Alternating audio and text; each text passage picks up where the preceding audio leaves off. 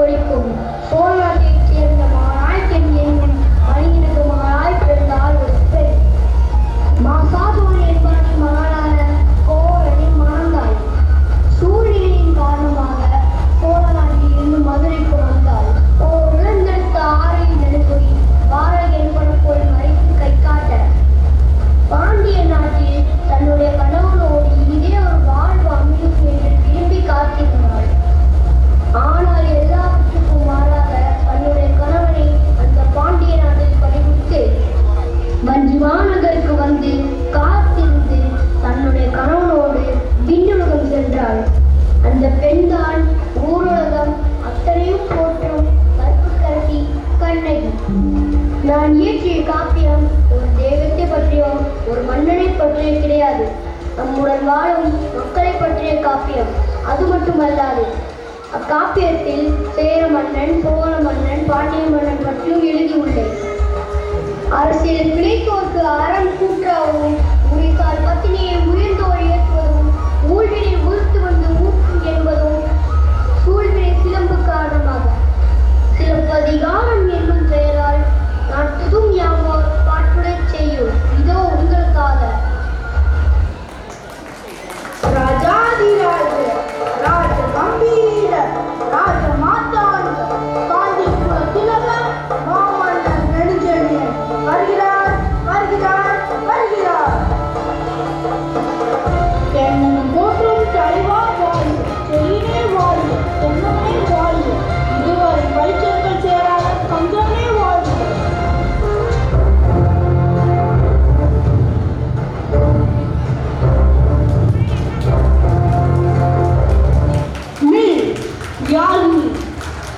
வாய்க்காவலனே வாய்க்காவலனே, நீதி தவறிய கொடுங்கோல் மன்னனே வாய்க்காவலனே, கணவனை இழந்த பெண்ணொருத்தி கையில் தனி செல்லமுடனுடைய காண வந்திருக்கிறார் என்று உன் மன்னனிடம் போய் சொல். மன்னர் வாழ்க, தங்களிடம் கூறுவதற்கு ஒரு செய்தி உள்ளது வேண்டே. என்ன செய்தி? வேண்டே, தங்களை காண ரவுத்திரத்துடன் பெண்ணொருத்தி நம் அரண்மனை வாசலில் இருக்கின்றாள். என்ன ரவுத்திரத்துடனா? யார் அந்த பெண்? உடனே அழைத்து வருக. நீ ஒழுகும் கண்களுடன் என் முன் இருக்கும் நீ யார்?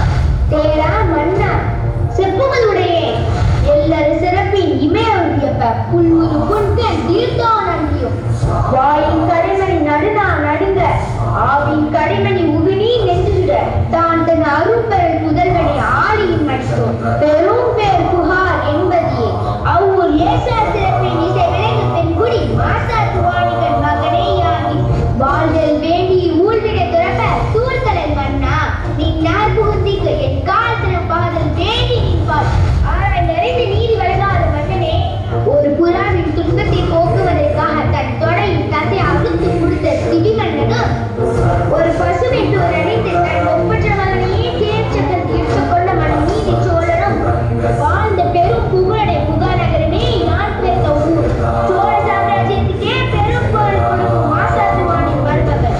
உன் முறையீடு என்னவோ? முத்தி விளைகின்ற மூன்று கடல் சூழ்ந்திருக்கும் தென்னகத்தில் மும்முரசு கொட்டி முச்சங்கம் வளர்த்து முக்கொடியின் நிலையிலே முத்தமிழை காப்பாற்றும் மூவேந்தர் பரம்பரையின் பெருமைதனை மூலியாக்க முடிவுறிந்த மன்னவனே. என்ன பிதற்றுகிறாய் பெண்ணே? கவனமாக பேசு. இது அரசவை என்பதை மறந்துவிடாது. போதும் பெண்ணே, நீ வந்ததற்கான காரணத்தை கூறுகிறேன்.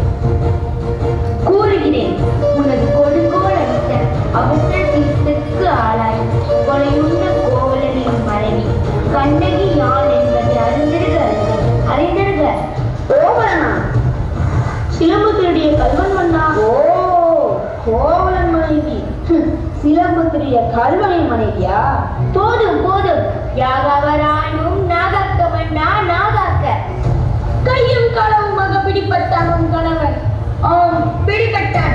கொற்றவனே எண்ணிப்பார். பொது மண்டபத்தில் விசாரிக்க வேண்டிய வழக்கு கோயில் மண்டபத்தில் முடிவானேன். சிந்தியுங்கள், நன்றாக சிந்தியுங்கள். குற்றம் சாட்டப்பட்டவரின் மறுப்புகளுக்கு மதிப்பு தராமல் வாளின் வேலை அவ்வளவு அவசரமாக நடைபெறுவானே. இதற்கு பேரா நீதி, இதற்கு பேரா நேர்மை, இதற்கு பேரா நியாயம், இதற்கு பேரா அரசு, உனக்கு பேரா அரங்காக்கும் மன்னன். ஆத்திரத்தின்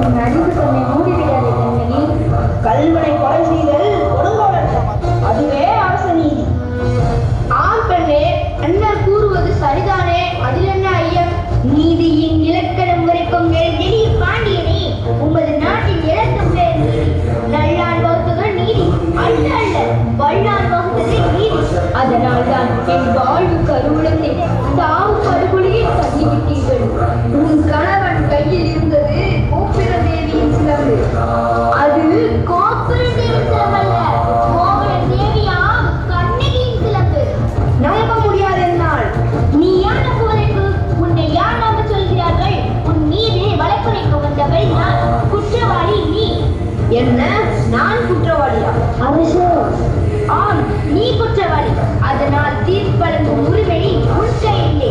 இதோ இருக்கிறார்களே மேன்மிக்க மனிதர்கள், இவர்கள் சொல்லட்டும் நல்ல தீர்ப்பை. என்ன ஆதாரம் உள்ளது உன்னிடத்தில்? ஆதாரம் வேண்டுமா?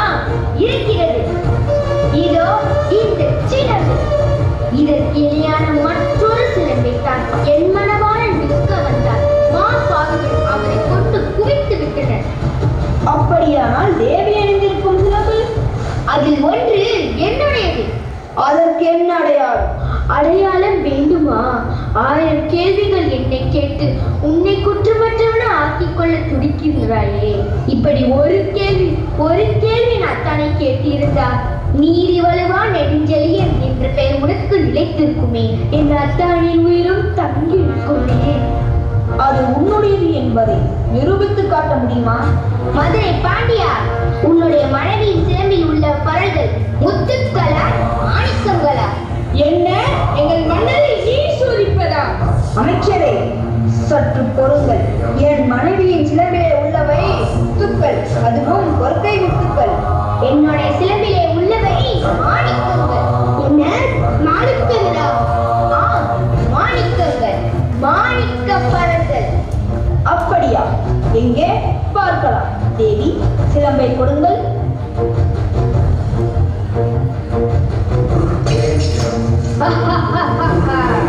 பார்த்தாரா முத்துப்பரல்களை? அடுத்த சிலம்பு. மாணிக்கங்கள். மாணிக்கங்கள் அல்ல, தர்மத்தின் கண்கள் வடிக்கின்ற ரத்த துளிகள் மன்னா, ரத்த துளிகள். பாண்டியா, உனக்கு இன்னும் சந்தேகம் இருந்தா இதோ மற்றொரு சிலம்பு. மாணிக்கங்கள். மாணிக்கங்கள், மாணிக்கங்கள். அமைச்சர்களை அறிகுறும் சான்றர்களை இதற்கு என்ன பதில்? தலை தொங்கி விட்டதா? நீதி கவிழ்ந்து விட்டதா? நேர்மையை படித்து விட்டதா? வாய்மை அழிந்து விட்டதா? நெடுஞ்செழிய பாண்டிய மன்னனின் அரண் மரம் திறம் எல்லாம் மண்ணோடு மண்ணாக கலந்து விட்டதா? ஏன் இந்த வாட்டம்? தமிழகம் சிரிக்கிறது பாண்டியா, தமிழகம் சிரிக்கிறது.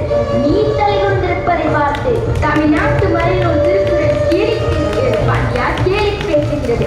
நீ நீதி வழக்கம் செய்து கேட்டு ஆனை சேனை 1000 எதிர்த்து வந்தாலும் செம்மாந்து வழிநட்டும் உன் வீரம் எங்கே? கம்பீரம் எங்கே? மர்த்தனம் எங்கே? வெற்றி திருப்பார்வை எங்கே? எங்கே? எங்கே? கண்ணகி, உன் கணவன் கல்வன் அல்ல. கொல்லனின் பொய்யுரை கேட்டு அரணை தவறிய நானோ அரசன். இல்லை இல்லை, யானே கல்வன், யானே கல்வன். இதுவரை என் குலத்தில் எவரும் செய்யாத செயலை செய்து நீங்கா பழிச்சொல்லுக்கு ஆளாகிவிட்டேன். குடிமக்களை காக்கும் என் ஆட்சி என்று பிழை செய்தது. இனி எனக்கு செங்கோலுக்கு வெண்குற்றத்தை எதற்கு? இனிமேலும் நான் உயிரோடு இருந்தால் தகுமா? என் வாழ்நாள் அழியட்டும், என் ஆயுள் முடியட்டும். அரசே, அரசே, சாயந்தரம் கொற்ற குரலை கொடுத்து நிமித்தி விட்டீர்கள். அரசே, நிமித்தி விட்டீர்கள்.